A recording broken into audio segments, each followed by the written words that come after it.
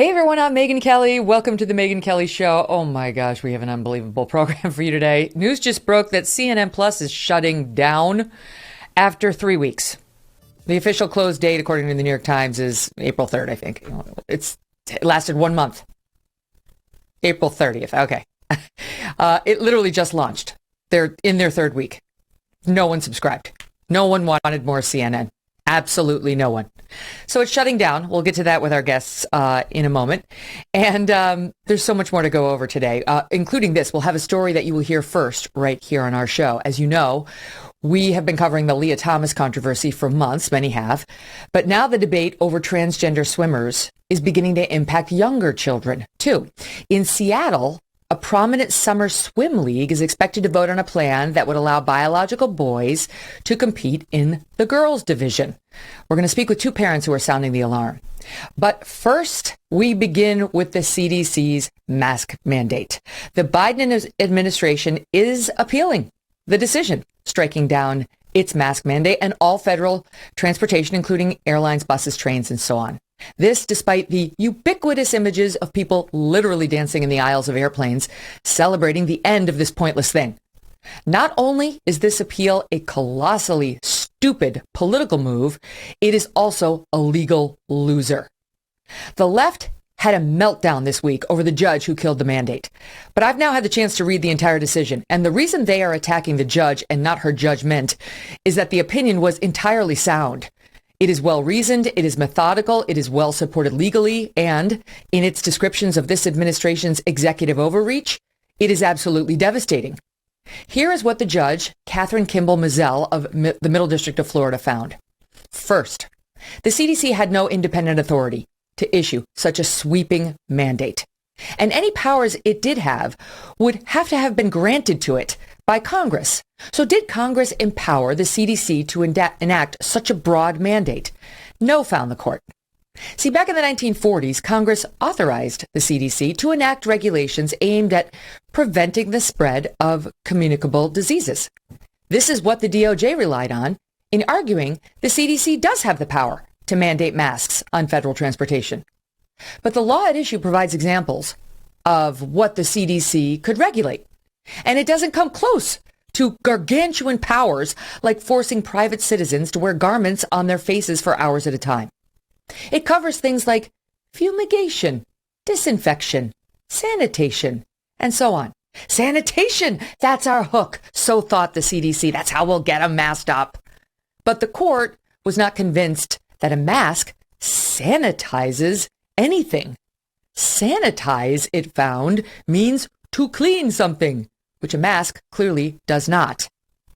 But zoom out a bit, all right? And it is clear that neither Congress nor the CDC themselves ever envisioned powers like this for this regulatory agency. Prior to COVID, this law had been very rarely invoked. The most radical thing it had been used for was to prevent the import of small turtles due to salmonella risks. That's it. Then COVID hit, and the CDC was suddenly drunk on its own power, using this 75-year-old statute to shut down the cruise ship industry, to stop landlords from evicting tenants who hadn't paid their rent, and then to enact this mask mandate. All three moves have now been struck down by the courts. The court looked at the CDC's behavior and said to agree that it has such power would be to bestow the CDC with newly discovered, quote, breathtaking, unheralded authority. Something more akin to state police power than to an agency regulation over cleaning. So no, Congress never intended to grant little Rochelle Walensky or her predecessors with the powers of a king. And even if it did, the CDC went about it all wrong, found the court. You see, it would have had to provide the public with a chance to comment on this proposal for a period of 30 days. Why didn't the CDC do that? The CDC claimed, quote, given the public health emergency of COVID, it simply couldn't. Judge Kimball Mizell saw right through that lie.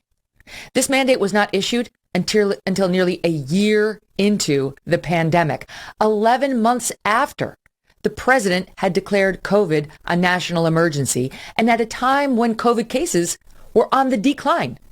30 days now couldn't be spared for the public to weigh in?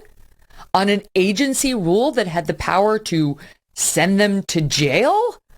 Nah. Nor did the CDC comply with the requirement that in dispensing with that 30-day notice and comment period, it provide a brief statement of the reasons why involving the peons of the public was allegedly impracticable. Instead, it offered a single conclusory sentence about this being a public health emergency. And that's it. The court pointed out that when another federal agency mandated that certain healthcare workers get the vaccine, that agency provided 4 pages of reasoning. And 4 justices of the Supreme Court would later find even that was insufficient. The CDC here, 1 line, public health emergency. They didn't respect the public enough to even explain why the people should have no say whatsoever in, quote, a regulation that would constrain their choices and actions via threats of criminal and civil penalties, including a $1,000 fine, a year in jail, and civil penalties from the FAA for, quote, unsafe behavior. Finally, the court found that the CDC failed in its obligation to explain why it rejected viable alternatives to mandatory masking.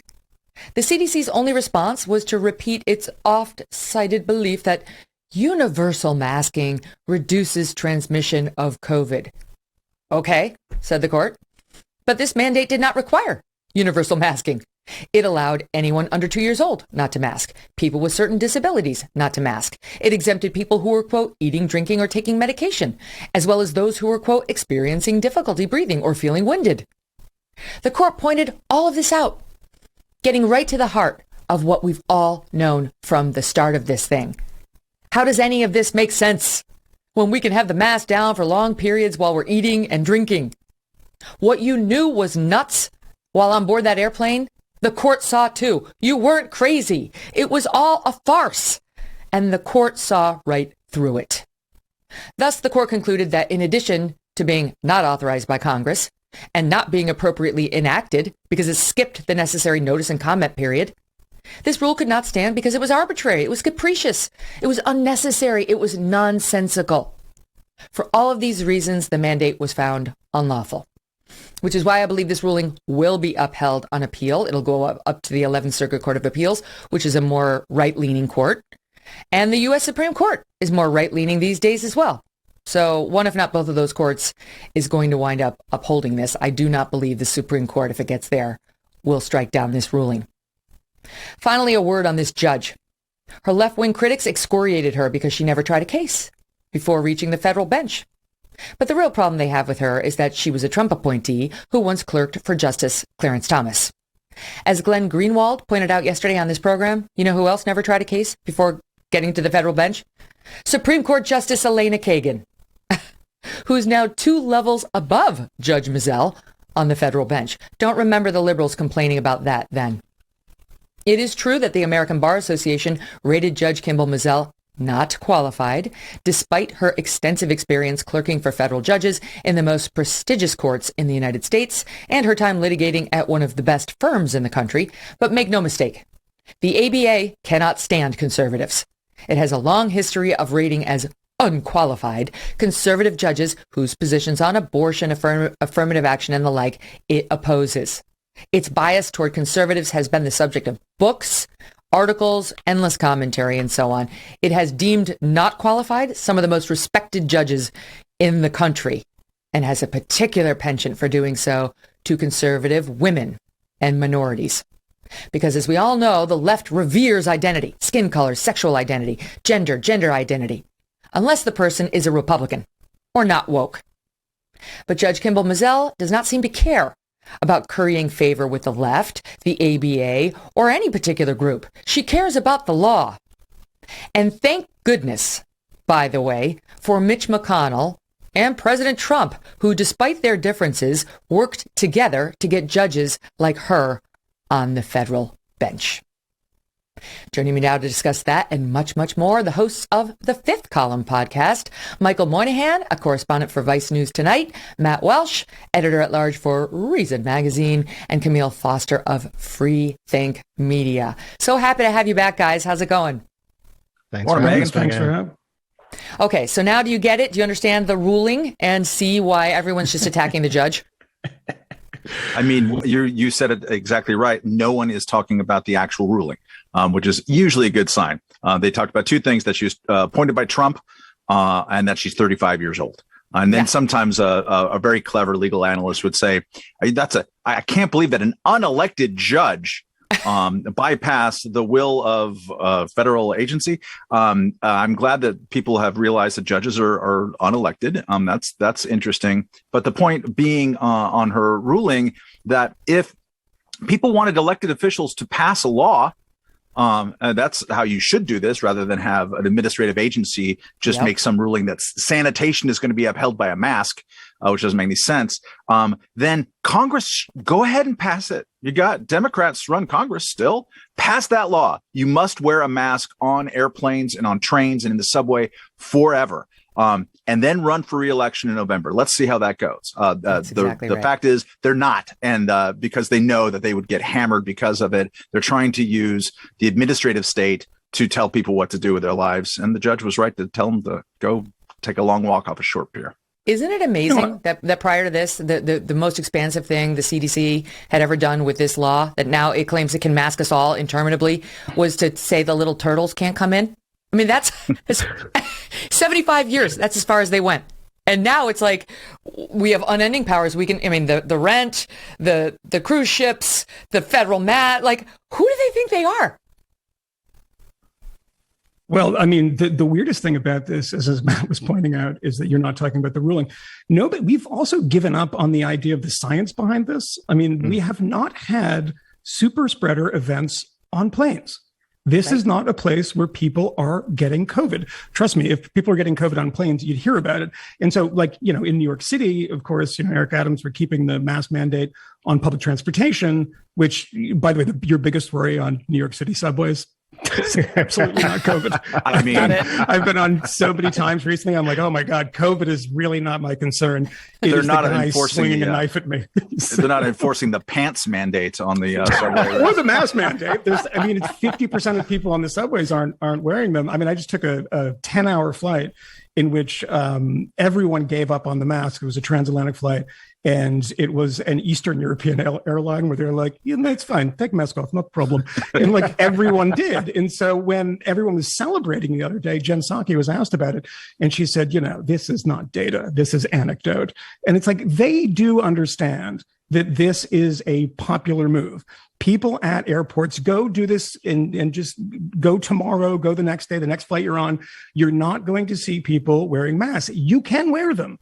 There's a woman on Twitter, I'm an epidemiologist, and I am just going to flout this regulation. It's like, of course you can. Nobody's telling you cannot wear a mask. That is not the ruling. It is saying that the rest of us who understand that we're not at risk in a situation like this aren't going to wear them. Right. And you got people like Roland Martin, who tweeted out yesterday. Oh my God. You saw this, right? He's got his double mask and goggles. Protective No, but they're not even goggles. They were glasses. It's just, you can get under them. He was wearing like shooting glasses and then 5 Roland Martin T-shirts and hats. If you didn't know it was Roland Martin, because who the hell knows who Roland Martin is these days? Is he on CNN Plus? Do you think he dresses like that every day? Do you think he dresses like that every day? Or he plans to take this shot in order to try and push it out there? I'm not sure. Please go to YouTube later. Please go to YouTube and look at this picture. You've got to see it. Wait, let me read his tweet. I don't give a damn what some grossly unqualified Donald Trump judge said, because Roland has a prestigious history on the bench. I'm double masked and wearing goggles on this Nashville to DC flight. I had COVID in December. Y'all can kiss my ass about me not wanting it again. In December? No, and any fool saying they don't matter is a damn liar. Okay. All right.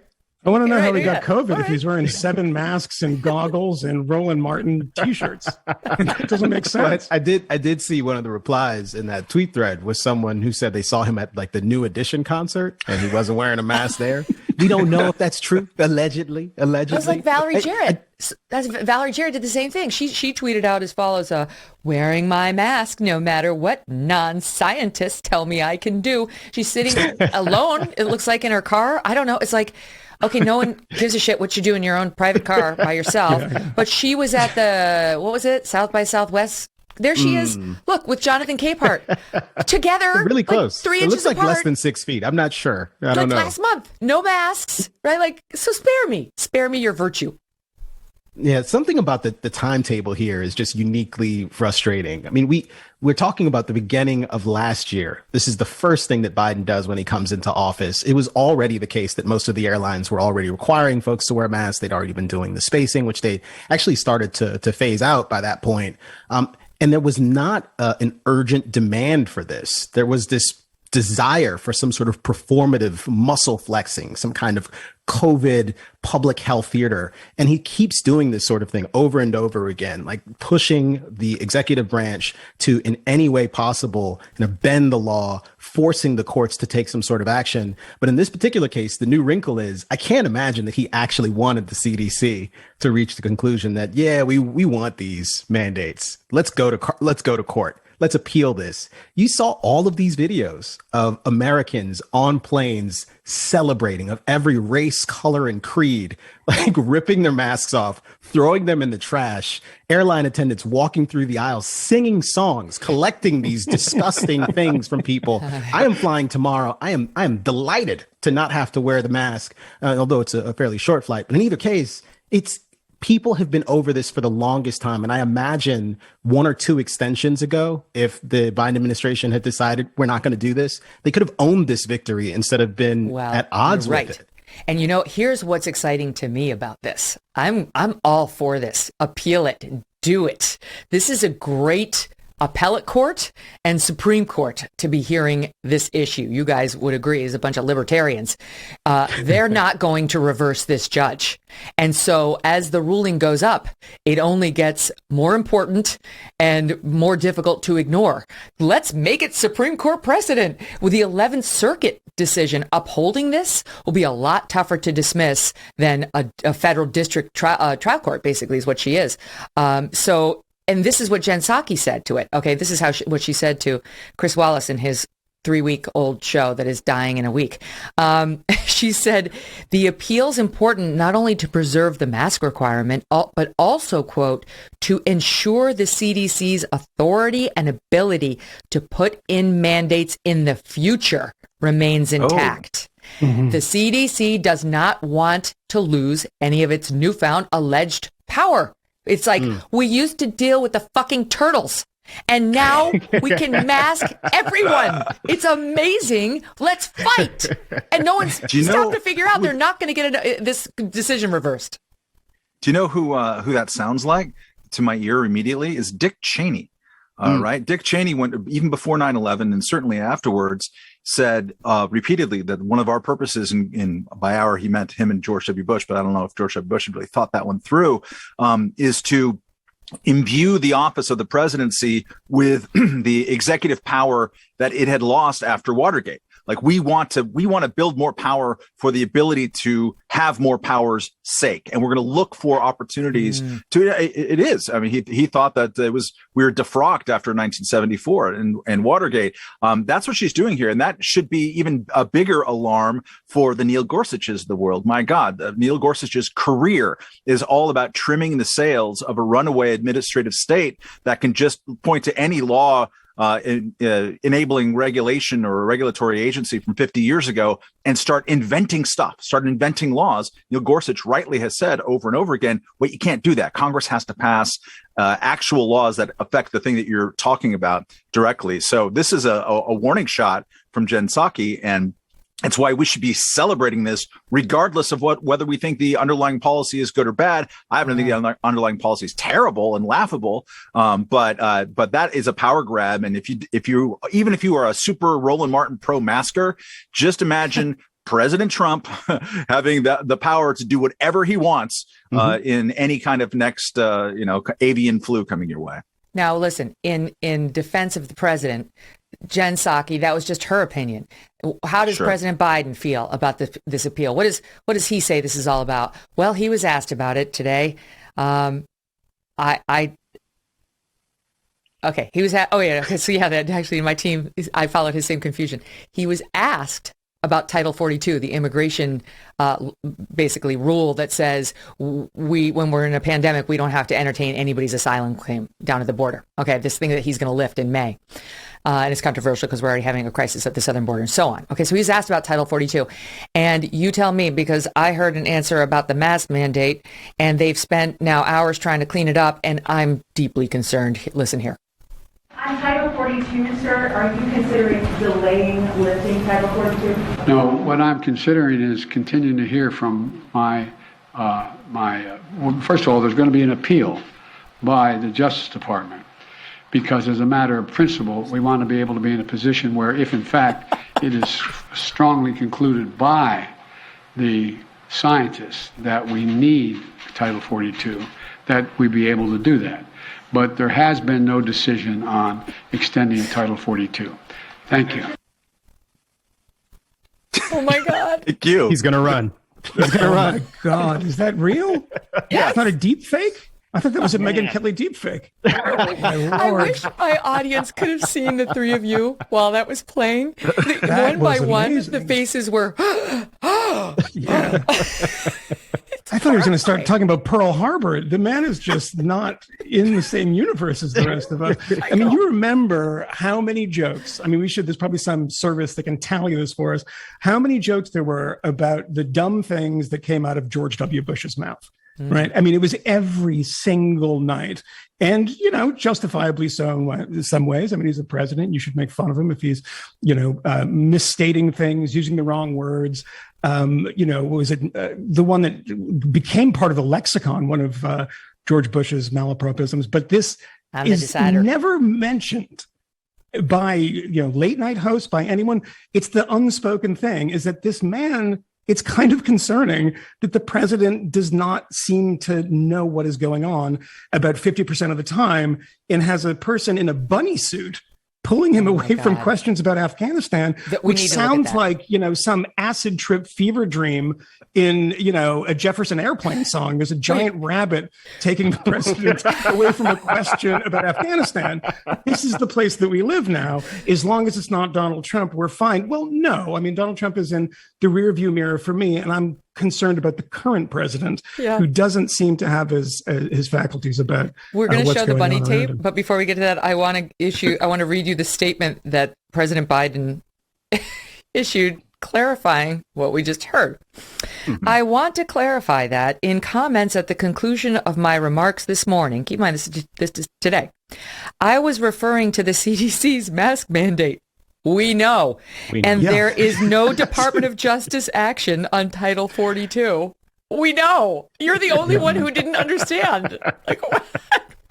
So, okay, the Easter Bunny thing, we haven't discussed that yet on this program, and it's too delicious not to spend some time on. So he was at this event, he's working the rope line, and he's talking to somebody in the audience about Afghanistan, and, he's not allowed to talk about Afghanistan for all the obvious reasons. So you can't be, don't revisit that, and don't say how you really feel, and stop spewing nonsense about how it was the greatest success ever.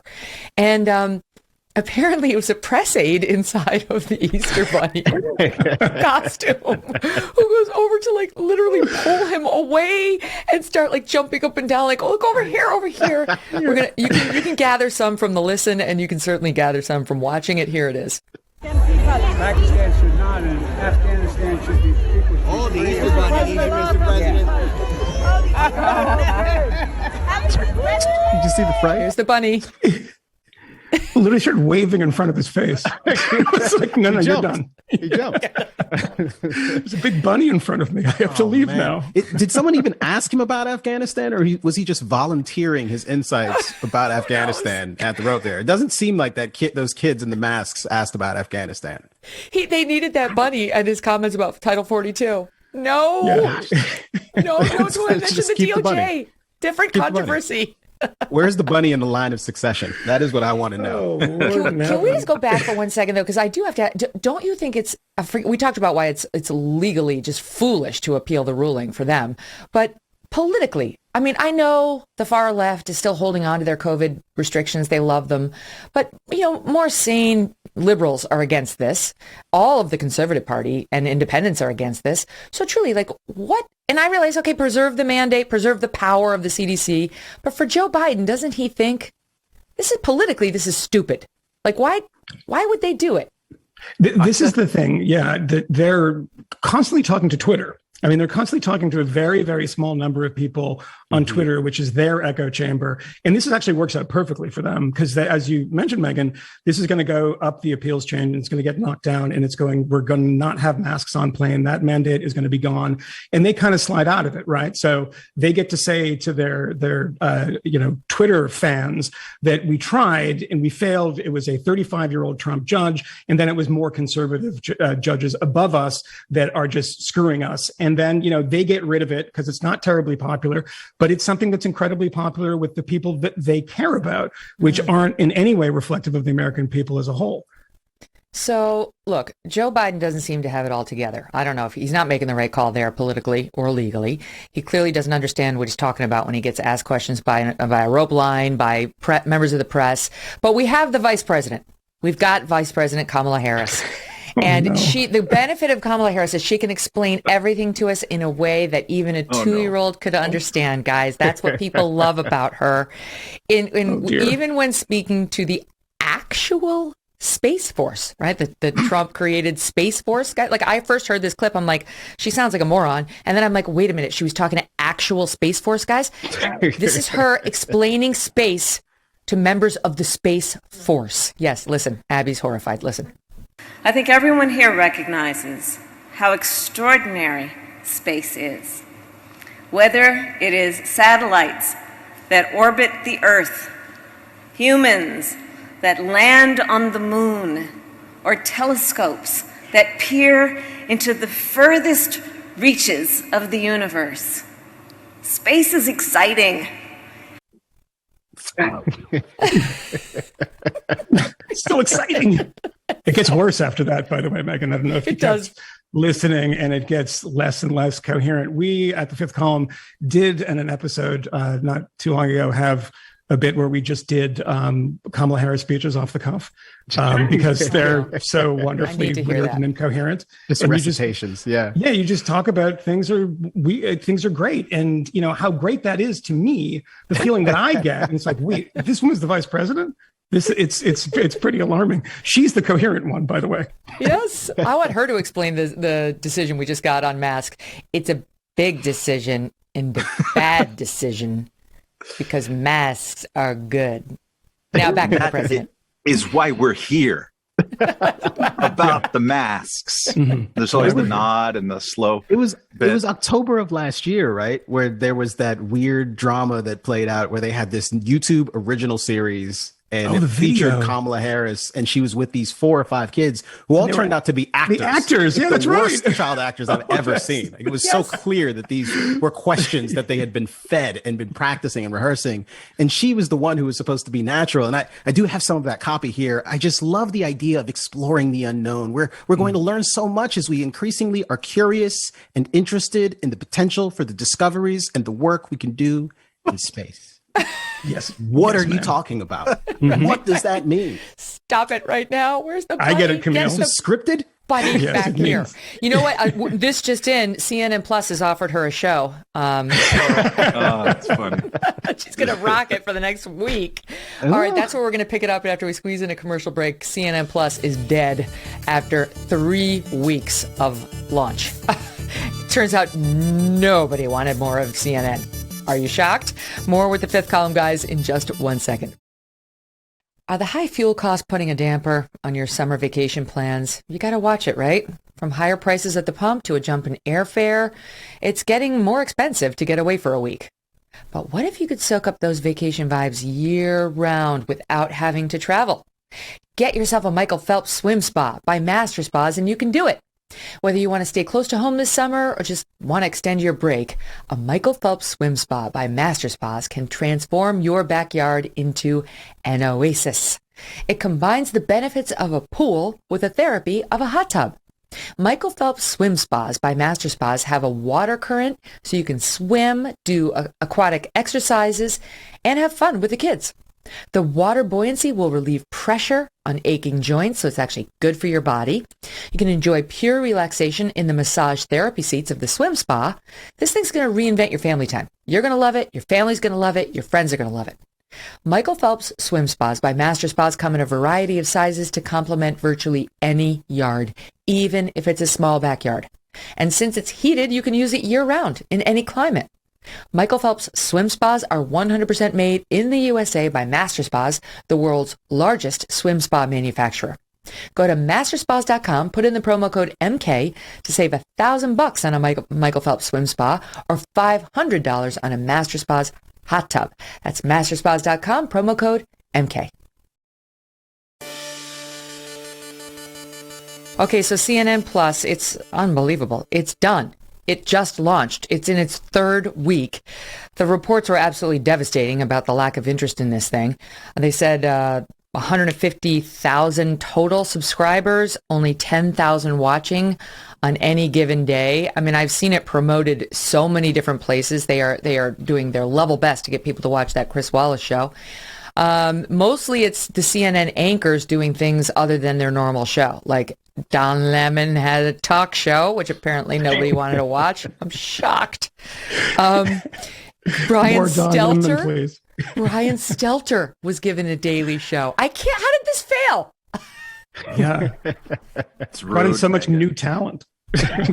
So they fired the head guy, the guy who was running it, because Discovery just took over CNN. And I guess they're basically like, we never agreed to this. You shouldn't have launched this right before we took over.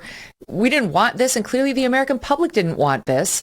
It wasn't even like I don't know, they didn't even give people CNN. So it's like at least you could watch it digitally, if you're a CNN fan. It's just weird offerings by random people on CNN. And Wallace is probably the biggest question because they're paying him reportedly $10 million a year. He left Fox. Now what? They're not going to put Chris Wallace in Chris Cuomo's old spot, which is still open at 9 p.m. No one would watch that. So they're not dumb. So I don't know what happens there. I do feel for all the people who are now laid off, who went over there in good faith and thought, oh, great, a good opportunity. This used to be a great brand, and now we're out of a job. What do you guys make of it?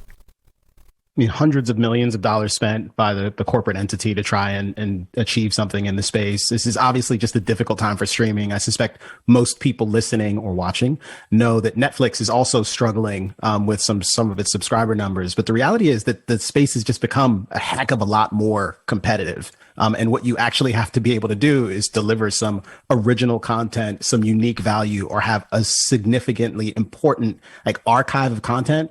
And CNN Plus didn't offer any of those things. These were total retreads of the same shows that you could get for free, featuring most of the same people. And to the extent they even had other kinds of documentary content there, most of that stuff you could get on other platforms. This is just not interesting.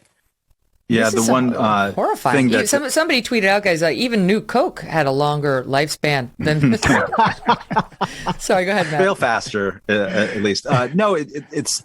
There's, I think, a new thing that people are trying to tap into, which is, for lack of a better word, the affinity economy of media. People like Megyn Kelly and like what she does. Let's pretend she's not here, and so they affirmatively will subscribe to it because they want to give you a high five. They identify with you personally in some way. And that is a lot easier for an individual or a small group of individuals like us to do than it is for a big corporation that's been around forever. Most big media organizations are kind of eat your Wheaties, democracy dies in darkness. If you don't subscribe to this newspaper, we'll shoot your dog. And that works for a couple of titles. It works at this moment for the New York Times, arguably for the Washington Post, but not for very many legacy media outlets. It certainly has no reason to work for CNN or MSNBC. I don't even know if they could work exactly for Fox unless you changed the model and start offering a lot more documentaries. I guess that's what Tucker's been doing. The end of getting men. down to the tanning industry. Tanning your balls. That's what he's saying. To have more testosterone, you got to tan your. That I would subscribe to. I do want to point out. By the way, because neither Matt nor Camille toot our own horn here. We do have more daily listeners than CNN Plus, and it did not cost us $300 million to do so. Although I would like to have $300 million that we could spend. If anybody wants to give it to us, I mean, I would do better than them for sure. Does anyone remember 100%. Quibi? We were just talking about this off air. Right. Do you know how much money they raised? No. $750 million. No. Yes, Who was the 750 filmmaker behind that? million. Katzenberg. That was Jeffrey Katzenberg. Yes. And it shows you one thing that has been apparent to a lot of us for a long time. People at the tops of these companies have no idea what the American people want. How long did it take for Spotify to sign Joe Rogan? Joe Rogan was running the tables on everybody for years, but nobody wanted to reach out and say, well, those are the icky people that listen to Joe Rogan. Either they're the MMA types or they're these kind of libertarian conservative types. We don't want them, as Matt says, it's the eat your Wheaties type. I mean, we know what's good for you. And we're going to tell you what you should like and what you should listen to. And you know what? I mean, CNN is getting their money as part of a legacy cable package. People know the brands. That's why they survive. It's not because everyone is champing at the bit to watch Don Lemon every night, please. Yeah. And they definitely aren't going to pay $5 a month for it. $5. I paid more for that, like for my coffee this morning, and I still Stephen L. Miller tweets out as follows: "Libs of TikTok is alive and CNN Plus is dead." Pretty good. Pretty good. And that brings me to the Libs of TikTok scandal. I'm dying to get Camille's thoughts on this because I know you did some battle with, or at least had some thoughts on this Taylor Lorenz. Okay. This I don't even know if we call her a reporter. She calls Glenn Greenwald, Pulitzer Prize winning Glenn Greenwald, an online influencer. An Oscar winner too, by the way. Okay, so Taylor Lorenz makes her a living by doxing and outing private citizens whose identity she wants us to know more about. Teenagers, young girls who are big on Insta who don't want you to know that their mom is a right winger. They need to be outed. They need to be canceled. She loves the cancellation and the doxing when it is Taylor doing it. However, when it happens to Taylor in response to her nasty, mean girl reporting, she plays the victim because there's so much currency in doing that in today's day and age. Here's just a reminder, our audience was here literally this month sobbing about why it's so hard when people say the mean things. Soundbite 3. I've had to remove every single social tie. I had severe PTSD from this. I contemplated suicide. It got really bad. You feel like any little piece of information that gets out on you will be used by the worst people on the internet to destroy your life. And it's so isolating. And terrifying. It's horrifying. I'm so sorry. It's fine. Oh, God. It's okay. You can laugh. Gosh, you guys are terrible.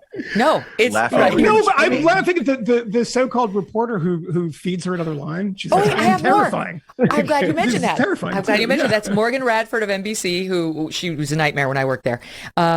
Here's more of that exchange where Morgan, the reporter, has to make herself a victim of the story as well. Watch. Lorenz and digital reporter Kate Sawson say these types of attacks have changed their lives and their work. There's reporting that I know that I would like to do or that other journalists would like to do that we're not able to do because it's not safe enough for us to do them. And they're not alone. This is after I did a report on an increase in the number of white supremacists running for office. Condescending journalists, C-word, deserves a rope. Obviously, I'm a person of color. Obviously, there's a reference to a noose. Okay. So let's not bring, I'm a victim. I'm a bigger victim. I'm a worse victim than you are. Hey, raise your hand if you're the worst victim ever. Right? Like it's a who can out victim one another, and it's fine. Okay, fine. If that's what you want to do, that's not my jam, but that's their jam. But then don't run around victimizing other people. Right? Because if you really want us to feel sorry for you and care about internet harassment, then don't do it. Don't be a purveyor of it. And Camille, that's what Taylor Lorenz's history is. Yeah, I've had a couple of encounters with Taylor in her capacity as a journalist or professional tattletale, which I think is probably a better job description. And really the difference between like Libs of TikTok and Taylor Lorenz is Libs of TikTok, for the most part, surfacing stuff from TikTok that people are posting publicly and putting that video out And it's not as though it's being robbed of context if it's just a 15-second video. Sometimes there are things on there that are a little less than savory, and people respond to it. Taylor Lorenz, on the other hand, is working at mainstream establishment, these storied media organizations, is a highly compensated journalist using all of the power and prestige of these institutions to, in many instances, go after individuals, publicize embarrassing moments of theirs, in some cases, unmask them, rob them of their anonymity, and present them as the worst possible monsters while insinuating all sorts of things without substantiating it about how influential and important they are to the conservative movement as a whole, and making assertions about how they're endangering trans people, or how they're constantly going after trans people, or generally opposed to gay people.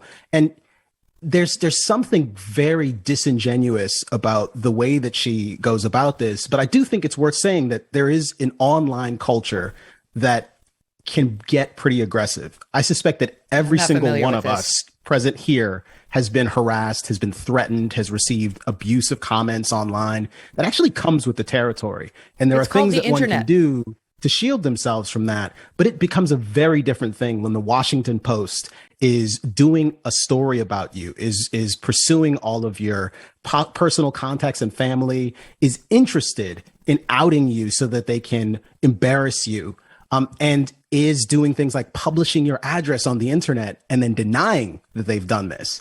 That is something else entirely. That is a miscarriage of justice in some respect, because there is supposed to be some kind of code, some sort of honor associated with the work that journalists do. And for whatever reason, institutions like the New York Times, like the Daily Beast, now the Washington Post, where Taylor works, have all decided that this is the kind of person that they want working for them. And this is the kind of reporting that they're going to be doing. And let me add on to that. It's monstrous. Okay, because Taylor, in her piece going after libs of TikTok, relies as a source on Media Matters, an organization designed to take down any, you don't even have to be a Republican, like right-leaning non-leftist in the news. That's what they were born to do. That's what they've been doing. No one would ever look at them as a fair source to be cited in a Washington Post article. And she relies on them. And guess who else relied on them? Morgan Radford, in a piece she did on me when I left NBC, and it appeared on nightly news. So two out of those three people sitting in that segment both went to a conservative hating joke of an organization called Media Matters to try to make sure that the grave was buried, that the person was buried in the grave, in doing their supposedly straight news journalism. So I have zero sympathy for them, zero, going out in their little cry session, talking about how sometimes the internet, which, as you point out, has much lower standards for what it says about you, is mean. Mm-hmm. None. And by the way, here's the kicker. So the third person who was there is now mad because NBC apparently misgendered this person in the Kate was her name, but she goes by they. Anyway, they misgendered her, so she's mad. They are mad. And Taylor Lorenz is mad again. She claims she was victimized by even that segment. She comes out and says, instead of using me for clickbait, NBC News needs to educate their journalists on how to cover these types of campaigns. Their segment lacks crucial context and only serves to fuel the right-wing smear campaign I've been dealing with for a year. The media must do better. If your segment or story on online harassment leads to even worse online harassment for your subjects, you fucked up royally and should learn how to cover these things properly before ever talking about them again. Complete battle. That's utterly incoherent. I mean, the thing about it is, and I laugh when watching that segment, and I don't think it's funny that people get beaten up online. I laugh because I see somebody who traffics in this herself. And, as you pointed out, Megyn, it was not just Media Matters, it was Media Matters and the ACLU were the two sources mentioned in that so-called story. And I imagine at a big reputable newspaper that does, says it's not politically biased or anything, outside of the opinion page, if I were going to write a piece about an anonymous Trump-hating Twitter or TikTok account, and I used as my two sources like National Review and The Federalist, I don't think that would get Breitbart. through. I mean, yeah, Breitbart, something like that. We know that that's not going to happen. I mean, the thing about Taylor Lorenz is, when she's crying and that thing, she says, they're trying to ruin my career. Good Lord, do you know the journalists who would love to have the career of going from the Daily Beast to the Atlantic to the New York Times to the Washington Post? I mean, your career is not being affected by this. You're being elevated every time you write one of these stories. And I think Story is being very generous with what that sort of scribbling was all about. It was typing, it was not writing. It was literally something that said, this is the woman's name. There was no context. There was no, this is quantifiable, that this is actually having this effect on policy, et cetera. There was nothing about the actual account and the effect it has on policies. It was just an excuse to out somebody. It was, and that is Regina precisely George what she says Byrne that she book. doesn't do. That's her reporting, Regina George Byrne books. That's Taylor Lorenz's approach to, quote, the news. So hopefully people understand that now, and she turns her ire on you. She deserves no sympathy for any blowback she gets. And I was with you on the laughing, because it's laughable for them to paint themselves as victims, given what they do for a living. And I said yesterday, if she can't take the heat, she should get out of the kitchen. Get out of media. It's not beanbag, right? It's a tough profession, and there's a lot of toxicity. Sorry, that's the way it is. Okay. Can we talk, speaking of media, about Nicole Wallace? Actually, okay, maybe I should just let it play and let you guys hear it. Can you just listen to Nicole Wallace from MSNBC? Listen to this. I worry that in covering Glenn Youngkin and his politics of parental choice, all the focus was on how well it worked. And even in our conversations about DeSantis, it's about how well they're serving him. The truth is, dehumanization as a tactic for politics is from war. Dehumanization is a tactic. It's being used right now. The Russians get their soldiers to rape children by dehumanizing them. Dehumanization as a practice is a tactic of war. You guys, again, I wish the audience could see this, because all three of you look like my little Strudwick. When I say like Strudwick, no, and you do the head cock, like, huh? You heard what she did there. That's a paragraph that starts with Glenn Youngkin and parental input on public education, and ends with Russian soldiers raping children. But it's a short paragraph. It's like 30 seconds. Same. Wow.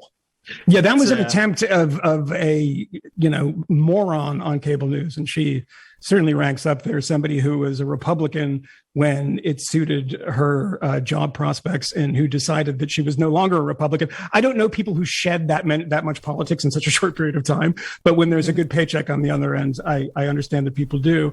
But she's trying to say, I guess she's trying to sound like academic or something. That this is dehumanization. Like I literally have no idea what she was talking about. It's almost as bad as the Biden's Title 42 mask mandate soundbite. Almost as bad. It was a version of that, yeah. But somebody who's 50 years younger. Who did Glenn Youngkin dehumanize? I followed that race kind of closely, and I don't recall him talking about any group of people as, I don't know, cockroaches or saying these big, wide sweeping things. What I do recall is that just prior to that surprise victory from a Republican in a seat that boring old Terry McAuliffe was supposed to buy his way into, as he usually does, in a Democratic leaning state that has voted Democratic presidents the last 4 presidential elections. The only broad dehumanization I saw in that was from media commentators, especially on MSNBC, saying that, well, this is just an example of white supremacy. Like, this is, I'm not exaggerating. There's no hyperbole here. That this is this electorate here is just showing that this whole parental choice and input stuff. No, that's just a dog whistle. Another phrase that was used for whites. If you're calling people whites, or huge broad swaths of Americans, as white supremacists, is that not dehumanizing? This is one of the worst things that you can say about a person in America, is that they are racist, that they're white supremacists, that they're Nazis. This is a way to make you hate a huge group of people. I saw that on one side in the Virginia election, and it wasn't coming from Democrats. Matt, you know who would introspection. Say that? All right, guys, I got to leave it at that. Camille, Michael, Matt, you were awesome as always. So fun talking to you. Please come back soon. Again. Thanks, Megyn. All right, we'll be right back after this. Black Rifle Coffee Company is a veteran-founded company serving premium coffee to people who love America. They develop their explosive roast profiles with the same mission focus learned as military members serving this great country. And in 2021, Black Rifle Coffee donated over 100,000 bags of coffee. That's over 2.1 million cups of coffee to first responders, law enforcement, and active duty military members. So you know that with every purchase you make, Black Rifle is going to give back. Black Rifle Coffee imports high-quality coffee beans from Colombia and Brazil, and they roast them 5 days a week at their facilities in Manchester, Tennessee, and Salt Lake City, Utah, which means you get the freshest coffee possible no matter where you live. The best way to enjoy Black Rifle's freedom-filled coffee is with the Black Rifle Coffee Club. When you join the club, your brew of choice is roasted, packaged, and shipped free to your door on your schedule. You can buy it at blackriflecoffee.com. Use the code MK at checkout for 20% off your purchase and your first coffee club order. blackriflecoffee.com/MK. Use that code MK when you check out. Black Rifle Coffee, America's coffee. Welcome back to the Megyn Kelly Show. We've been covering the Leah Thomas controversy for months now, but now that debate over transgender swimmers is impacting young children. One example is in Seattle, where a prominent summer swim league is expected to vote just days from now on a plan that would allow biological boys to compete in the girls' division. The policy has divided parents and not only raises questions about fairness to little girls, but whether or not biological boys should be forced to take drugs if they identify as female, which some suggest this policy encourages. Joining me now, two members of the Greater Seattle Summer Swim League, Ken Alfonso, a coach, and Lisa Marcourt. Both are parents and former college athletes themselves. Welcome to you both. Hi, Ken. Hi, Lisa.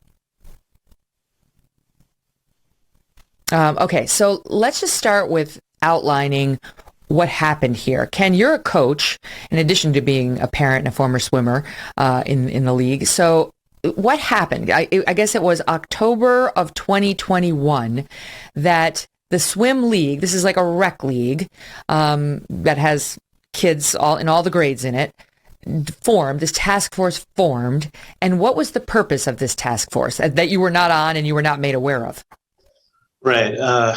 So at the time, as I understand it, the task force was formed to create a policy to be compliant with the state of Washington's laws in the WIAA, which is the Washington Interscholastic Activities Association, and to be compliant with their law with regards to transgender and non-binary athlete inclusion.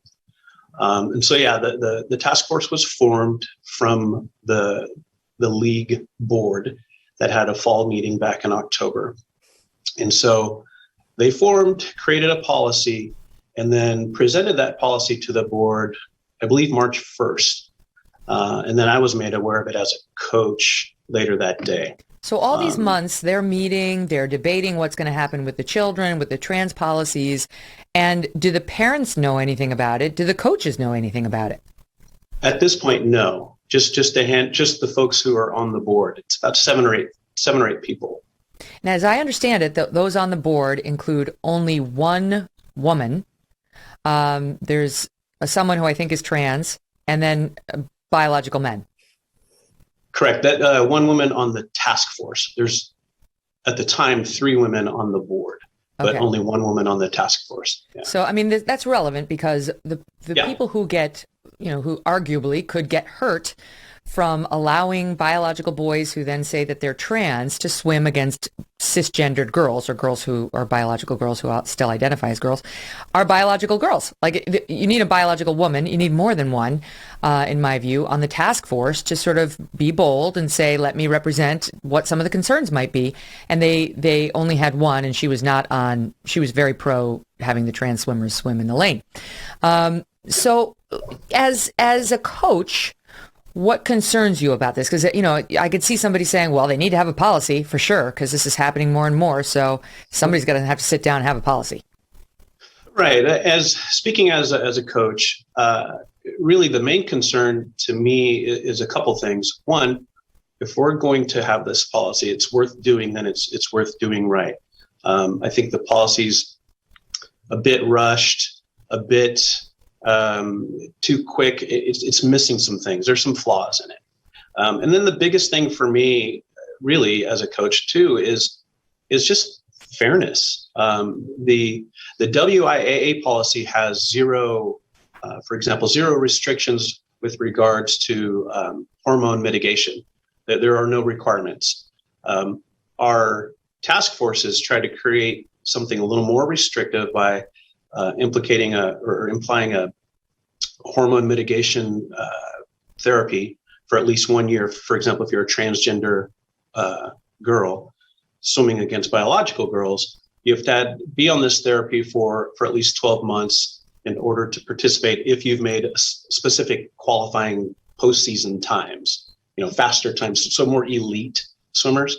But to me, it completely ignores the bulk of our population in this rec league are not elite swimmers. The bulk of our kids don't qualify for the postseason, and half of our some 2,000 or so swimmers are biological girls, and so they are tremendously impacted by this. So let me just try to ask you to explain. So if you are not an elite swimmer and you are 13 years old under this new policy and you're a biological girl, you could definitely be swimming against biological boys who will not have had any testosterone suppression, no puberty suppression, nothing. They're going to be allowed to swim against you at 13, 14, 15, just as long as you don't all cross over to elite athletes.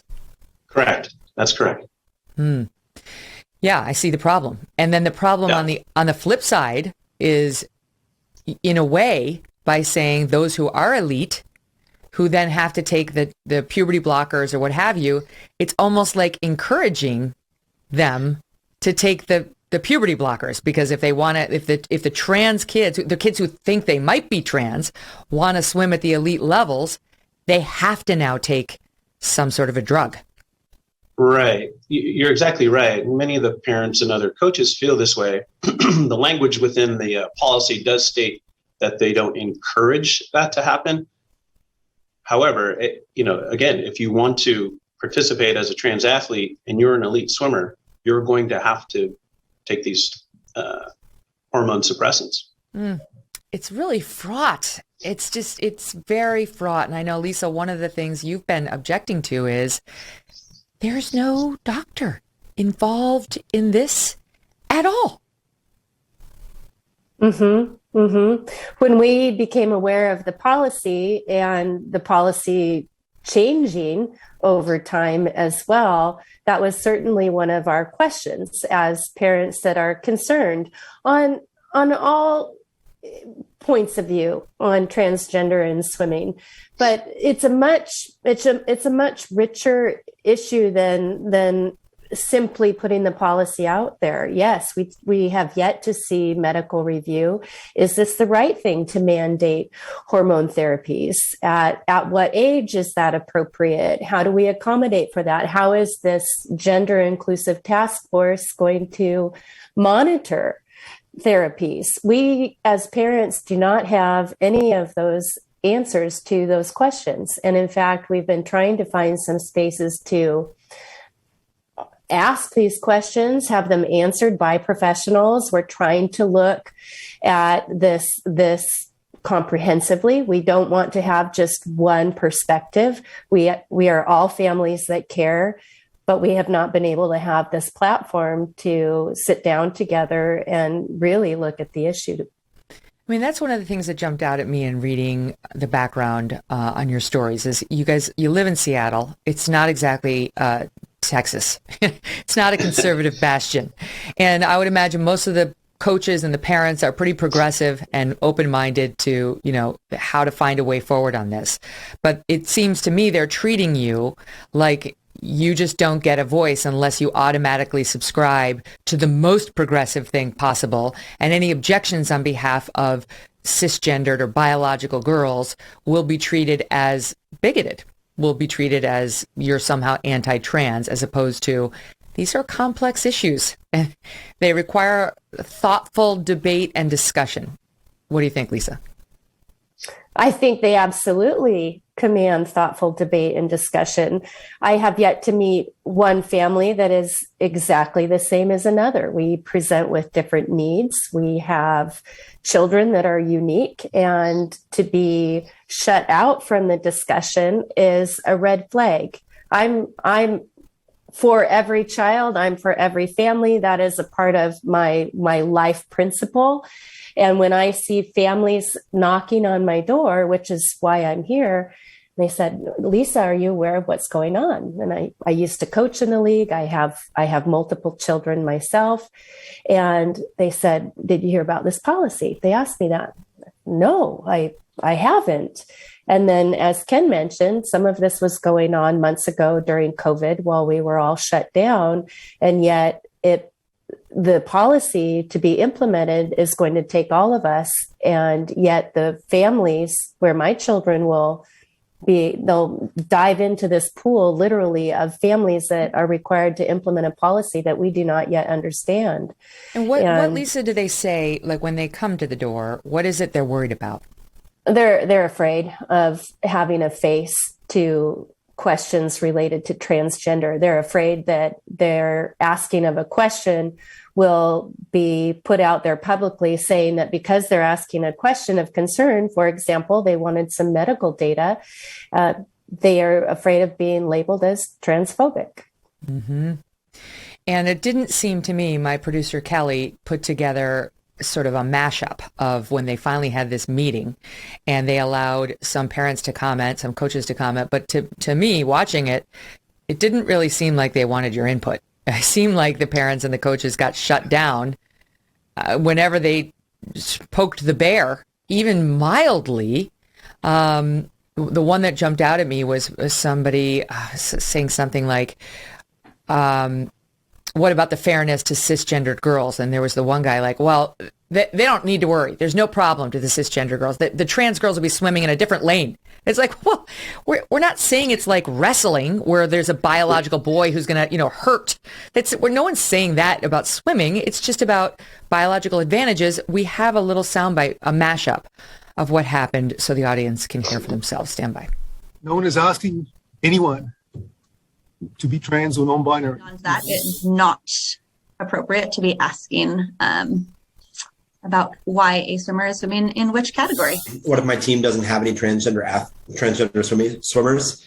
Kind of like what I was talking about earlier, you probably do. And even if you don't, you're going to swim against a team that does. Bodies are diverse in multiple ways, obviously. There's always going to be someone faster or stronger or more committed. This is not the NCAA or the Olympics. Believe it or not, several people have asked us, how will people compete in this? And it's the same that you always do. You get behind the blocks, you get up, and you swim. The next one was, how we considered an open gender category. And the answer is nope. Trans girls aren't harming cis girls by competing. They don't work. They're swimming in separate lanes. So if somebody is choosing not to participate, that's the choice that they have. So somebody asked about how many reports has the GSSSL received from trans athletes so far about experiencing discrimination. And so we have not received any at this time. Okay, so there's a lot in there, but let's just start with the one comment. There will always be someone faster. This isn't the Olympics. Like, calm down. There's a lot of disadvantages. Somebody's taller than you and she's a cisgendered girl. Get over it. Stop your whining is basically what he was saying. I mean, as a coach, Ken, who watches these kids train and helps them, what do you make of that claim? Oh yeah, that one really stuck out. Of course, there's always going to be someone faster, stronger. I was taught that as a young swimmer myself. Within a category, though, right? There's always going to be a bigger guy, a faster guy, or a bigger girl, faster girl. But they're completely ignoring the fact that biological boys and biological girls aren't, especially after puberty, don't start with the same at the same level. It's just science shows that, and so to just sort of off it as, hey, look, there's always going to be someone faster. Get over it. It didn't sit well with a lot of folks, especially biological girls. Yeah. And the claim that, that I introduced it with, Lisa, of no one's harming anybody. They're going to be in another lane. It's like such a dodge. That's just such a, like, why wouldn't you just confront the actual issue of our concern is that the biological girls will not have a meaningful chance of winning. That's, it's not about someone's going to hurt me. It's about I will no longer be in a fair competition. That's correct. I think that that's a good point. However, I can actually understand the statement made by that gentleman, and I'm thinking a little bit deeper on this. Okay, well, maybe there are people that are faster and bigger and stronger, and I'm saying this as a former swimmer. It's true, but the issue right now is we are not in a place to culturally as a community to say that's how we want to race. We as families haven't been able to say this is what we agree to. Are we competitive swimming, competitive GSSSL? Are we using the WIAA competition rules so that we're trying to find the fastest and having the racing be equitable? Okay, well then let's talk about that. Or are we trying to have more of a rec perspective where it's open to all? I think both of those perspectives are valid. And I think that the people that are using their voices are trying to use their voices because they care. What we're doing, though, is we're dividing Seattle even more when we're already feeling divided.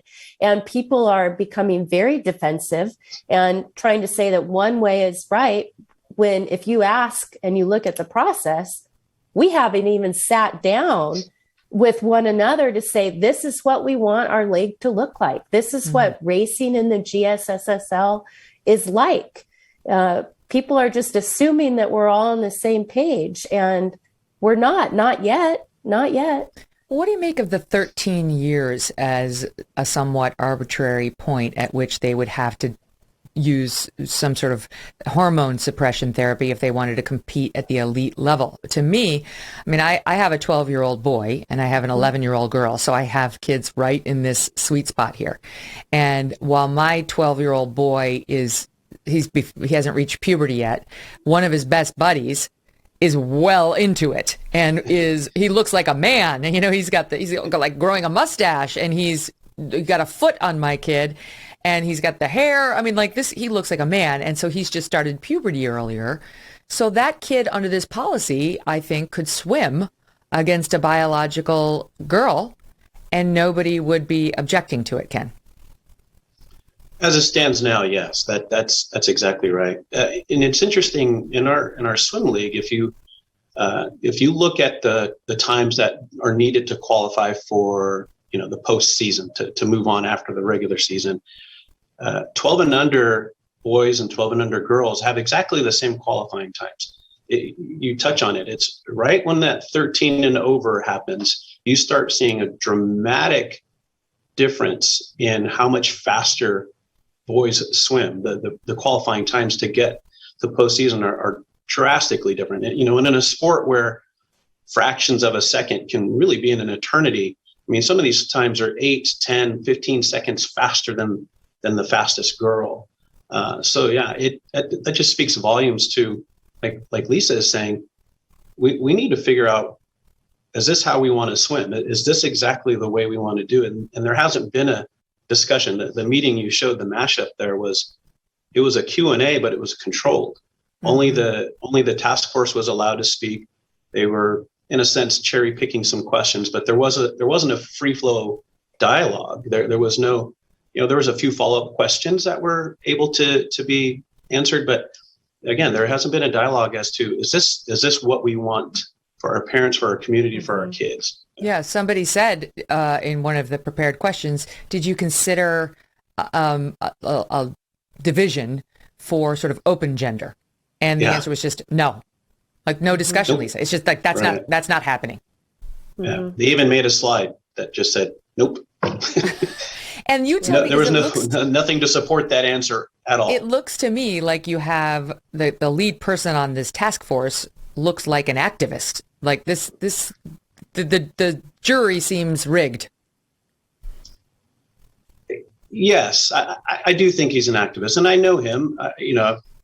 We swim against each other. And I respect him and admire him. And I think it's great that he has a voice, but he is, and this is a personal opinion, of course, I think he is operating as an activist here. And in fact, I think the entire task force really kind of is. There's a feeling that this is more about social change than actually implementing a sound swim policy. That's the feeling that some are getting. I'm not saying that's the intent necessarily, but the optics of it and the sound of it, really, it just feels that way. So his name is Brennan, the lead of the task force, and he is also, as I understand it, a public school teacher in the city of Seattle. Is that right? Is that right, Ken? I believe he's the health specialist for Seattle Public Schools. So I don't think he's a classroom teacher. Okay. So he's been, he's on tape introducing himself to kindergartners and talking about what it means to be trans, and at a very, very young age. I mean, there's, that's what Ron DeSantis is trying to ban right now in Florida, or did ban, discussions of gender identity at the very, very young age, thinking it's better for parents to discuss that with their children if they think that's an appropriate thing to do. I think we have a soundbite of him, 19 or 20, sort of showing young children a trans book, and he's, got the purple hat on. Here it is. Now take a look at this picture. We see here on the cover of this book a really sad-looking teddy. This teddy has a little sad face and has a bow tie. We see a mirror here, and then we see a teddy with a bow and a really big happy face. So what do you think this story might be about? I'm very excited to share it with you. It's a very special story.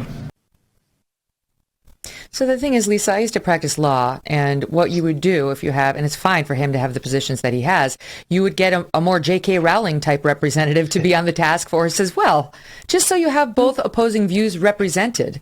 And it seems to me they didn't do that, and then they shut down parental views that might have raised questions about that. And in your case, it would have been really great to hear from you, and it would have been really hard to shut you up as someone who can't stand trans people, because I know you've shared with our producers that you actually had, and sadly lost, a baby who was actually non-binary, who actually That's correct. had just an X chromosome. So can you share a little bit of that with us and how that affects the way you view all of this? Oh, absolutely. Wonderful, wonderful human life. And born, as far as I knew at the time, as a little girl.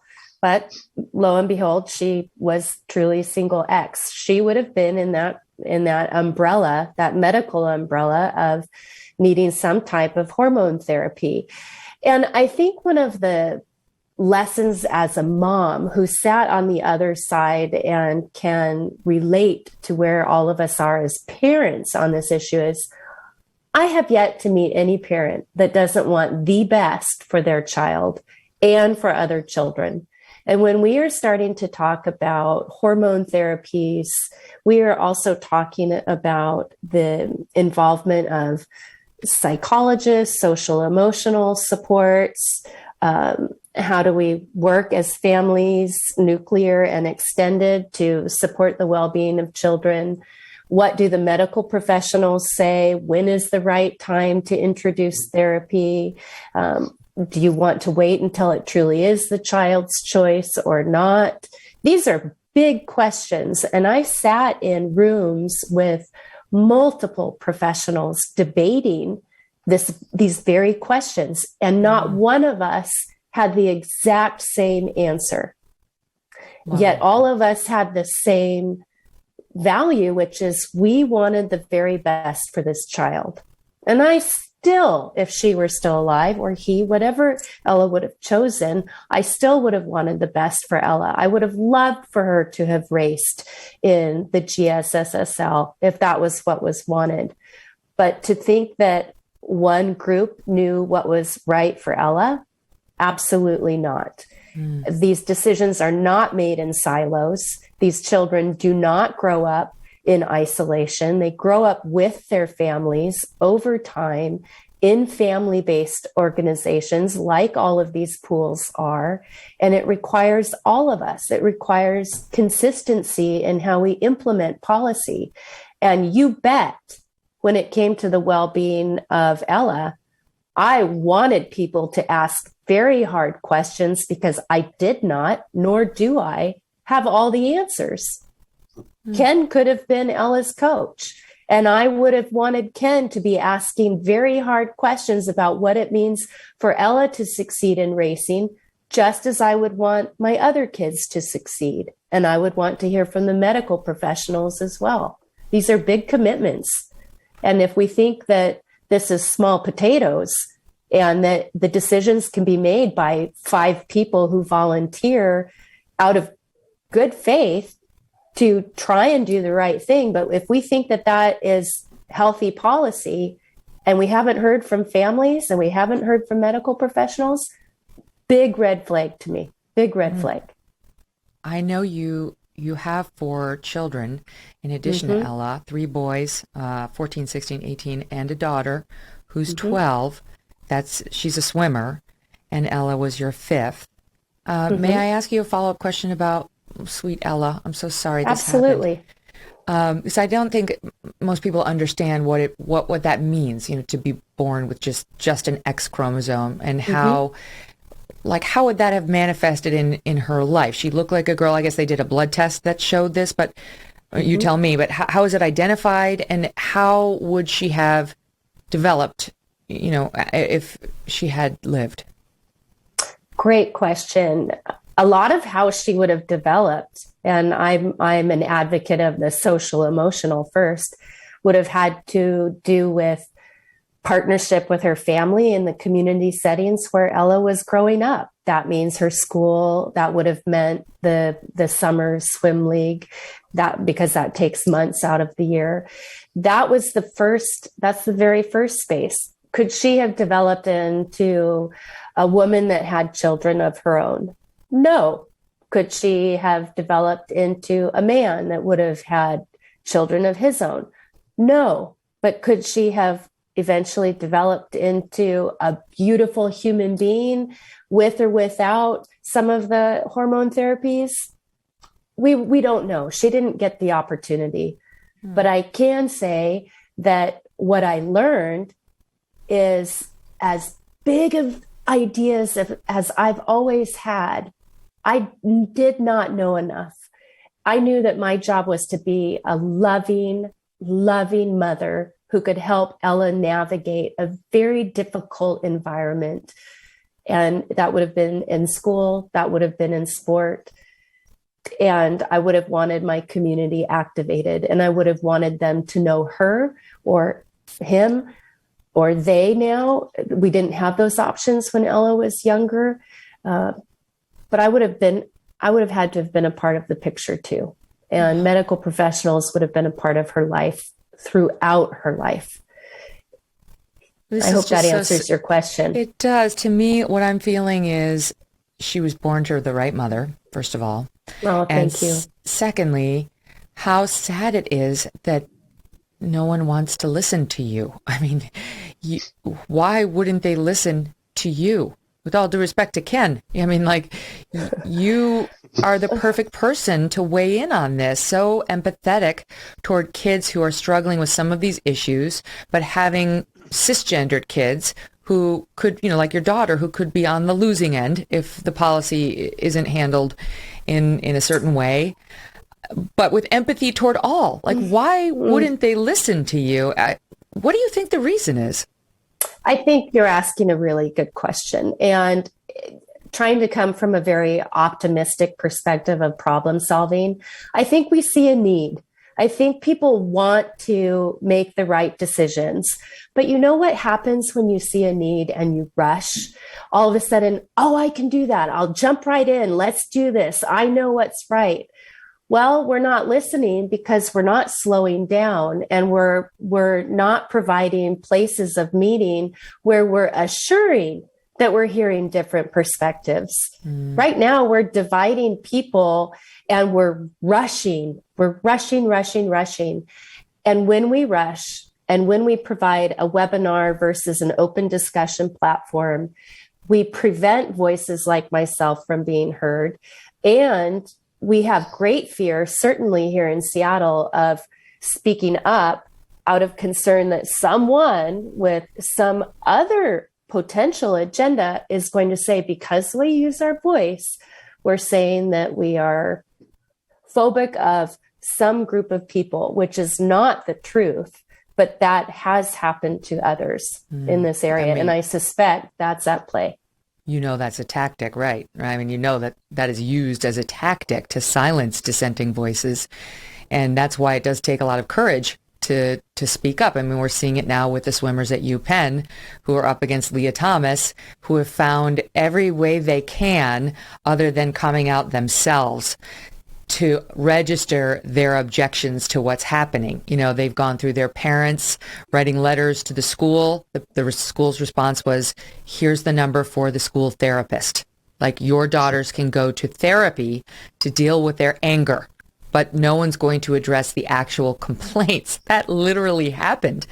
And some have spoken out anonymously, like one here, one there, to a various publication or another, but they're terrified. And if anybody, has the right to say, here are my concerns, it's those girls. They're at the most elite level of swimming you can get. So, of course, parents are feeling nervous because, we've seen a pattern of that. Listen, Ken and Lisa, there's so much more to go over, including what they're asking the young coaches to do, many of whom are teenagers themselves, who are supposed to be enforcing some of these policies when it comes to the bathing suits, the pronouns, all of it. It's complicated and it's fraught. Cryptocurrency may represent the future of money. It's one of the most exciting investment opportunities to come around for some time. But what about the taxes?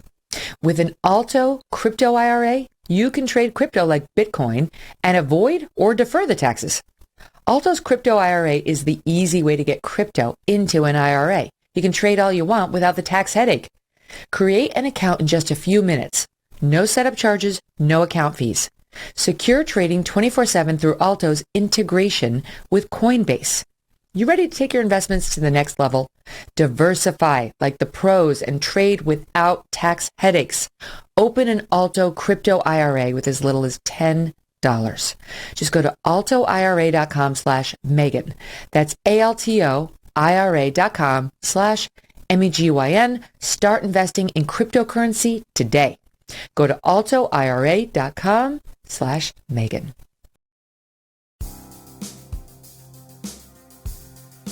Ken, let's talk about what's happening with the coaches now. The task force had a little bit to say on the coach's role in all of this. This is soundbite 15. Another question we got was, how do we know if someone's telling the truth? And I think the best place to come at this question is from a place of sort of love and trust. The likelihood that someone is trying to game the system, poke fun, if that were to happen, then that's something that a coach hopefully would have a relationship with the athlete and be able to kind of interrupt. The policy requires that a young person is consistently asserting this truth about themselves. Coaches will be trained in our trainings on how to make those determinations and provide support. All right, so the coaches are going to be trained in how to assess whether somebody's actually trans and living their life as a trans person or not. Is that realistic? Well, I don't know. I think that's part of it. It's the task force has created their own training. I think they're basing it off of OSPI, the public school system, and the training there. I know the task force lead has been trained in that, and I think is certified to be a trainer in that.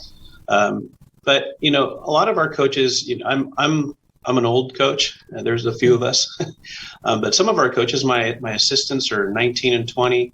I know there are some clubs who literally have teenage coaches. They're 18 and even participate on the team as well. They're coaching and swimming at the same time. But I'm not sure when and where these trainings are supposed to take place in a very busy summer season anyway. Other coaches do have. I have a daytime job. We coach in the morning. We have swim meets at night. What that training looks like, that in and of itself has not been vetted. What is the procedure of this? How do we go about obtaining it? They just have basically said, hey, there's going to be some training available and you can take it. But also training for swimmers who are having some issues with, handling the policy as well. They can be available for some, or they can be trained on kind of how to cope. That's a lot to ask, no matter what your age, of these folks who are just trying to coach swimming and, have a good time with the swimmers. That's a lot to ask. The issue of Leah Thomas has come up. We've had coaches in Division I swimming come on this show and talk about how they think Leah Thomas is the way that's been handled is wrong, and that there's no way that these cisgendered girls competing against her, biological girls, can realistically win. There's a lot of thoughts about whether Leah Thomas threw a couple of her meets so that she wouldn't look like the dominant force she is. This was addressed in part from this one guy, Rob, on the task force. Here's what he said on the subject of Leah Thomas. If we tell them that they can compete, but what they do doesn't count, we're just telling them that they don't matter. And that, to me, goes against everything that we believe in terms of including and supporting these young people as human beings. So I think personally, with the Leah Thomas press and stuff, people have been so fixated on something that is so small, so unlikely. And also, Leah Thomas made their team as a male. Like, Leah Thomas worked hard as a swimmer and was an amazing swimmer, male and then female. And so I think that people are not really looking at the bigger picture in that case. So we've covered that case a lot on this show. Leah Thomas, in the last season, she competed as a member of the Penn men's team, ranked 554th in the 200 freestyle, 65th in the 500 freestyle, and 32nd in the 1650 freestyle. As she moved over to the women's team, she moved up to 5th, 1st, and 8th in those respective events while swimming as a woman. Now she says she plans to compete for a spot at the 2024 Olympics. And now that's next level, right? It's like now these women have been working their entire lives to get into one of those lanes, and they will have to compete against somebody who's gone through male puberty, who's got male femurs, male height, male muscle advantages, and yes, has done some testosterone suppression, has done some hormone therapy, but still looks like a biological male, even though she doesn't identify as one. And, for him to even be defending that as perfectly fair, and Leah was amazing when she was a man, she really wasn't. She's been amazing while swimming as a woman. To me, it shows this he's a dishonest broker. What are your thoughts? Yeah, to a degree. I'm not here to cast aspersions on a volunteer, but his initial response was with regards to record setting, meaning if a transgender girl swimming against girls sets a record, that the record should stand. And his response was, well, yeah, it should stand, because if we tell them they can compete, but that their effort doesn't count, then we're telling them that they don't matter. Well, the other side of that coin is, if that transgender girl, the biological boy, beats out a girl for the record, that's the exact same message we're telling that biological girl, that, hey, you did your best. And if it wasn't for this biological boy, you'd have the record. So now you don't matter. That particular argument really was just empty for me. That was one of the moments of that meeting that really stuck out, because it's such a, we have the bulk of our swimmers as well swim in exhibition heats. Right? We have a ton, most clubs have, like my club has about 140, 150 swimmers. There's only 3 official swimmers in each event. I might have 5 to 8, even 10 exhibition swimmers. Well, the exhibition swimmers don't score points in the meet, but they swim, and they're there to do their best, and it's part of learning and being a lifelong swimmer. But we don't tell them that their effort doesn't count because they don't score points. So it was just a really feckless argument, if you ask me. Is the exhibition swimmer what this policy says you can be if you're 13, 14, and you don't get that hormone there? Like, if you choose not to go on puberty blockers, there was something they said you could still do. You could still swim, and you could swim in your preferred gender's lane, but you'd have to be, what was it, an exhibition swimmer? I'm trying to remember. Yeah, it's a little confusing. So you can swim in a scoring heat And then if you reach a qualifying time, then from that point on, you need to swim in an exhibition heat to not score any points. However, you would still be eligible for the postseason because you've made that qualifying time if you can prove that you've been on these hormone suppressants for at least 12 months. Now, back to the question of no MD, and I'm going to finish up on the coaching in 1 second, Ken. But sure. You raised puberty blockers, and we're talking about hormone. Puberty blockers basically is what now even the Biden administration is recommending these for kids who are unsure. Am I a girl? Am I a boy? And this is very controversial. There's a brand new study out saying this tends to be a transitory thing for kids.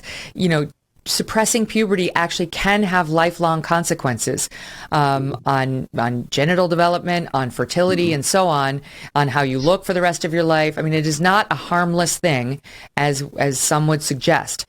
So there is no medical doctor advising this task force. A question about the use of puberty blockers was asked. Here's how they handled it. It's soundbite 16. One person said, well, is there a doctor on the task force? No. So what we have instead is proof of consistency. So our elite athletes would be required, if they are assigned male at birth, would be required to show proof of puberty blockers for at least 1 full year. This was a really hard part for us to kind of get our head around and our hearts around. But I think that it comes from a place of wanting to find a place where the league can come together. What's also really interesting about hormone blockers, puberty blockers, is that they are 100% reversible. Puberty blockers are only effective if somebody hasn't reached puberty or has only reached the beginning parts of puberty, at which point all of the that's not the right word, all of the changes that have begun to happen in the body don't continue to persist. So after that point, puberty blockers wouldn't be effective necessarily. So that would be a doctor wouldn't prescribe that. So we still require proof of medical intervention. And so if a doctor wouldn't prescribe puberty blockers to somebody who's already been through puberty, so we still need proof of medical intervention, which would be de facto hormone replacement therapy. And so they wouldn't be eligible if they didn't have that proof of medical intervention. Okay, so they're talking about this like it's an aspirin, and we went to the Mayo Clinic to figure out is it like an aspirin? I mean, are there real risks? And while they say that for a child who's genuinely confused about his or her gender identity, suppressing puberty could improve one's mental well-being and reduce depression and anxiety, and so on. It also does have possible side effects that need to be factored in. By the way, you typically get it through injections or an implant, so it's not like an oral pill. They say that this will, I'm just looking at the list, decrease the growth of facial and body hair, prevent voice deepening in a boy. These are boy side effects. Limit the growth of genitalia. In somebody who's biologically female, it will stop breast development, it will stop menstruation, and then long term, but while you're taking them, you can suffer weight gain, hot flashes, headaches. Long term effects can include the depression of growth spurts, bone growth and density can be affected, future fertility, depending on when the puberty blockers are started. And then they go on to say if children with male genitalia begin using this early in puberty, they might not develop enough penile and scrotal skin for certain gender-affirming genital surgical procedures later. So whether you decide to have a surgery for that or not, the absence of sufficient penile and scrotal skin stands out as something that really needs to be discussed by a doctor. And in addition, they say delaying puberty beyond one's peers can be stressful. Children might experience lower self-esteem if they're the only one not going through it. And, so this is, to me, it's crazy that they wouldn't have included medical professionals on this task force. Mm-hmm. I mean, what do you make of Lisa? Or Ken, I'll speak to that because you're exactly right, Megyn. And one of the questions that I had on this, where did the data come from to make their choice? For example, why the 12-month time frame? And when I asked the question, the response was, well, we consulted other policies. Well, what other policies? Have those policies ever been reviewed? What science were those policies using? What research? Because there's current updated research on this. And as far as puberty blockers, again, to say that they're 100% reversible, that to me is reckless. I don't think the science is settled on any of this. There's just not enough data to even make a decision from the research that I've done. And back to the coaches, what do you make of the fact that they're saying to the coaches, you have to say your pronouns. At the beginning of every season, you have to ask everyone on the team to say their pronouns. You have to use the proper pronoun. It's like... Right. In fact, the term there is, that these kids have a right to that. I didn't know that was a granted right per se, but that's certainly something that's been talked about, that, we need to acknowledge whatever pronoun. That may be illegal. That may be illegal. Some guy just filed a lawsuit about this because it doesn't comport with his Christian beliefs, and he won. That sort of forced speech is potentially legally problematic. And I know you guys are looking at the legal implications of all of this as well. Forcing this on parents in the swim league could have implications one way or the other. Lisa, let me ask you last word, because this vote's coming up on the 26th. What's the one thing you want the board, the task force, and the people of Seattle to think about as we approach the date of the vote? Oh, that's a great question. I think Seattle, as progressively minded as it is, and as love all as it is focused, needs to ask this question. Have we heard vigorous discourse on this issue? And are we hearing from different members of our community, the medical professionals and the families particularly, prior to our voting? We're voting in a policy that requires or incentivizes even the interventions of hormones. And we have a task force that has a potential position of oversight on our children. And Seattle, are you using your voice, or are you afraid to speak? Because if you are afraid to speak, we have a problem with policy that we're going to introduce to our community. So where there's fear, we do not have healthy policy. And right now, I think we have fear. Well said. Thank you both so much for coming on, telling us this story. We'll watch it. The vote's in 5 days. Ken, Lisa, all the best to you. Thank you. Thank you. Well, the news is exploding over the loss of CNN Plus. Somebody said it didn't even last as long as Jeffrey Toobin during a Zoom meeting. That's not right. That's not right. Listen, my heart goes out to the people who got hired, who lost their jobs. As for, the people who made the decision to launch this thing in the first place, it was obviously going to be a failure. Anybody knew that. I don't know, and the head guy got fired. We'll see what happens. Tomorrow, tune into this show because my good friend Steven Crowder is back. Everyone loves Crowder. You're going to love it, and we'll see you then.